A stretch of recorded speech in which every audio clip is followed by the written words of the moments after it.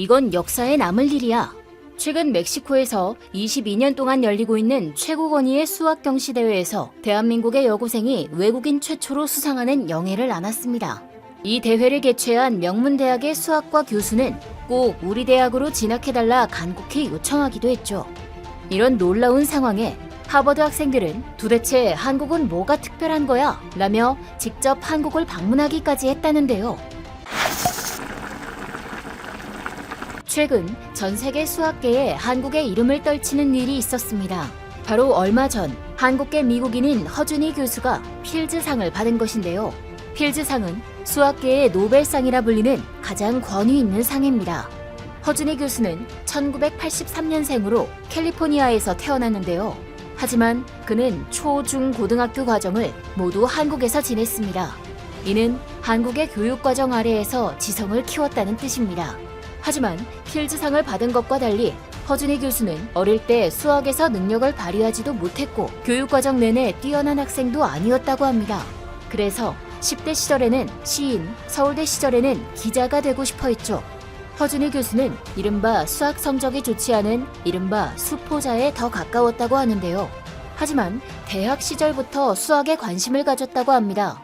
다만 대학 시절에도 수학 성적이 아주 엉망이었다고 하는데요. 서울대의 수업 수준이 그만큼 높았다는 사실을 증명하기도 하는 대목입니다.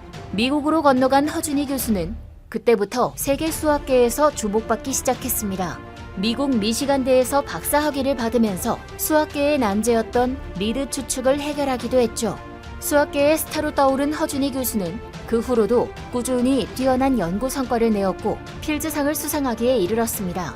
해외 매체에서는 허준희 교수의 수상 소식과 더불어 그의 이례적인 교육 과정에 대해 집중적으로 보도하기도 했는데요. 한국에서 교육받고 자란 허준희 교수.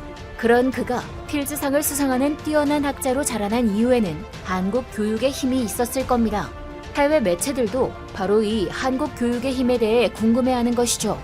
필즈상을 받고 귀국한 허준희 교수는 한국고등과학원에서 연구활동을 이어간다고 밝혔는데요.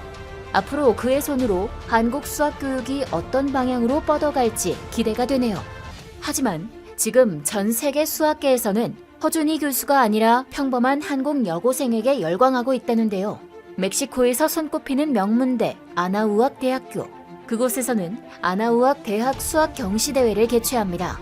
멕시코 전역에서 뛰어난 학생들이 모여 서로의 수학 실력을 겨루는 저명한 대회인데요. 이미 22년의 역사를 자랑하는 이 대회는 언제나 멕시코 학생들이 우승해왔고 유수의 대학에서 교수들이 심사위원으로 참가합니다. 대학 입학 장학금 등이 부상으로 걸려 있어 더욱 경쟁이 치열하죠. 그냥 문제풀이만이라면 나을지 모릅니다. 그러나 이 대회에서는 스페인어로 발표해야 하기에 언어에 능숙하지 못한 외국인들에게 매우 불리합니다. 그런데 이런 유서 깊은 대회에서 한국인, 그것도 고등학생 소녀가 우승을 차지해 현지는 충격에 빠졌는데요. 내놓으라 하는 수재들을 모두 제치고 우승을 차지한 사람은 바로 한국 여고생 두나레 양이었습니다. 게다가 이 대회에서 상위권 10등까지의 학생 중 무려 5명이 한국 학생이었죠. 아나우악 대학의 수학과 교수는 두나레 양에게 수상하면서 꼭 아나우악에 들어와 다시 만나기를 바란다고 했을 정도로 그녀에게 홀딱 반해 있었습니다.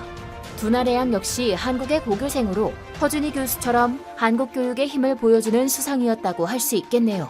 남미에서는 이러한 대회의 결과가 화제가 되어 한국인들이 수학에 특히 뛰어난 지능을 가진 것이 아니냐는 보도가 나올 정도였는데요. 실제로도 우리나라는 세계 지능지수 순위 조사에서 185개국 중 2위를 기록했습니다. 지능지수 100을 넘는 국가가 겨우 17개국이며 북한은 우리나라의 바로 뒤인 3위를 차지했죠. 어쩌면 정말 우리 민족의 머리가 좋은 것인지도 모릅니다. 이러한 상황에서 하버드 학생들은 한국은 도대체 뭐가 특별한 거야? 라며 직접 궁금증을 해결하기 위해 한국을 찾았다고 합니다. 사실 지능만이 모든 해결책은 아니지요. 우리나라의 뜨거운 교육열은 해외에도 상당히 유명합니다. 모 방송사의 다큐멘터리 공부하는 인간의 제작진은 하버드 대학생 4명을 동반하여 대치동에 위치한 학원가로 찾아갑니다. 하버드 대학생들이라면 공부를 많이 하는 것에 익숙할 텐데요. 그들은 늦은 밤까지 불이 켜있는 대치동 학원가의 모습을 보고 놀라는데요. 심지어 학교도 아니고 학원에서 공부에 열중하는 학생들의 모습이 무척 놀라웠던 모양입니다. 그리고 이들은 학원 앞에서 학생들과 인터뷰도 하며 궁금한 것을 물어보는데요. 어린 학생들이 힘든 교육 과정을 견뎌내는 것을 보며 감탄사를 연발합니다. 이들은 인터뷰를 끝낸 후 대치동의 한 수학 학원으로 들어섭니다. 과연 이렇게 열심히 공부하는 아이들의 실력이 어느 정도인지 알고 싶어서 하버드 대학생 4명은 수학 문제를 한국 고등학생들과 풀어보기로 했죠. 모두가 이과 계열의 하버드 대생이어서 자신 있어 보였지만 예상외로 수학 문제는 너무 어려워 이들은 틀리고 말았습니다. 그러나 동일한 문제를 한국 학생들은 얼마 걸리지 않아 쉽게 풀어냅니다. Do problems like this often? Problems are one of the easiest problems. One of the easiest ones. It was like 10 minutes. I know, it took us a while. We hadn't looked at it in a while, but it is a difficult problem. 놀라운 한국 학생들의 실력에 멍해지고 마는 하버드 학생들. 난다 긴다 하는 수제들을 모아놓은 하버드 학생들도 풀지 못한 걸 한국 학생들이 간단히 풀어버리니 당연히 놀랄 수밖에요. 한편 이들을 뒤로하고 다른 하버드 대생들은 초등학생들의 하원버스에 동행합니다. 이야기를 나누면서 초등학생들은 어렵더라도 노력하여 성과를 내고 싶다고 말하는데요. 이러한 노력과 열정을 본 하버드 대생들은 한국의 교육열이 어느 정도인지 그제야 실감하는 얼굴이었습니다. 한국은 근현대를 거치며 기적적인 경제 성장을 이루어 왔습니다. 그 뒤에는 우리나라 사람들의 높은 교육열이 있었는데요. 자신을 성장시키지 않으면 앞으로 나아갈 수 없다는 신념으로 한국인들은 언제나 배우며 공부해 왔습니다. 흔히 우리나라의 교육은 주입식 교육이라서 한계가 뚜렷하다고 말들 하는데요. 하지만 도리어 OECD가 새로 도입한 문제 해결력 평가를 통한 학업 성취도 연구에서는 우리나라가 1위를 차지했습니다. 한국인들의 학업 능력이 그만큼 뛰어나다는 사실을 드러내는 결과라고 할 수 있습니다. 이 결과에 대하여 베리 맥고 OECD 교육국장은 단순히 사교육으로 인한 교육적 성취가 아니라고 잘라 말하기도 했습니다. 한국 교육이 가진 힘이라는 뜻이지요. 우리나라의 교육열은 언제나 한국의 역사를 이끌어오는 원동력이 되었습니다. 수천 년 동안 끝없이 노력하며 배움을 중시해온 한민족. 앞으로도 이러한 교육에 대한 열정으로 더 높고 넓은 미래를 향해 나아갈 수 있기를 기대합니다.